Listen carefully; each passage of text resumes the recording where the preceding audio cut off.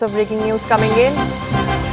This one's from US. President Donald Trump says that we're getting close to a deal on Ukraine negotiations. He further said that envoy Witkoff is set to meet Putin in Moscow as Ukraine signals understanding reached with US on peace plan. Remember, the 28-point peace plan proposal was presented to Kyiv by Washington last week, and the American and Ukrainian officials worked on it over the weekend during talks in Geneva. My colleague Siddhant Mishra continues to be with us. Yes, Siddhant, what can you tell us about the statements from US President Donald Trump? Well, hectic parleys are underway. In fact, there have been meetings between Secretary Rubio and Ukrainian foreign minister in Geneva. In fact, Ukraine is in touch with European countries as well. There was point of contention also between the countries in Europe and the United States. Initially, when this plan was proposed, this got leaked. Now, US alleged Ukraine for leaking this proposal. Now, the Europe board had to say at that point in time that it had Russian language and it is inclined, the plan is inclined more towards Russia. Zelensky rejected the plan on the face. Then again, both sides met. In fact, Europe also came up with some additional proposals to be inducted in the plan.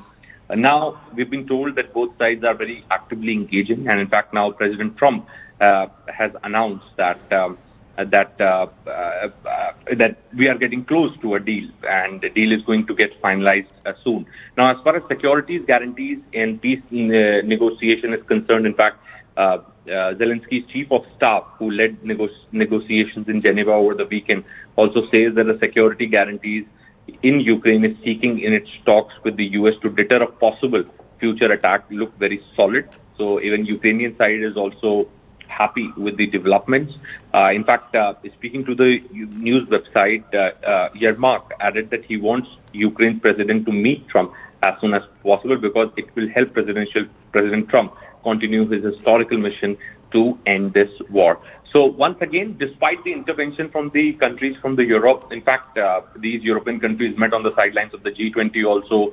They at that point in time said that we want just and lasting peace, but a peace with Ukraine, not without Ukraine. That was the message. In fact, they came up with the additional proposal. They spoke to President Zelensky also. But now again, United States and Ukraine, both countries are directly engaging to implement this 28-point peace plan. In fact, when Secretary Rubio was asked that is he aware about the European proposals, European plan, he said that I'm not aware of any such plan existing. So definitely, as far as transatlantic relationship is concerned, there is definitely point of contention, friction in this relationship as far as Ukraine conflict is concerned, because Europe wants its involvement, its full involvement in any kind of proposal which Ukraine agrees to. At the same time, United States, since the very beginning, has been dealing with Ukraine directly. In fact, in between, President Trump did try to keep European leaders in loop several times. There have been telephonic conversations. But, when it comes to negotiations, when it comes to directly, then US is directly dealing with Ukraine. Perhaps this is something which Europe is not liking it from the very beginning. So now all eyes are going to be on this week, because Thursday was the initial deadline given by President Trump to President Zelensky. But it looks like that deadline will be missed by Ukraine because negotiations are still underway. So let's see, there could be a possible meeting between President Trump and President Zelensky in White House. May not be this week, next week, and perhaps then we could look at some kind of an announcement.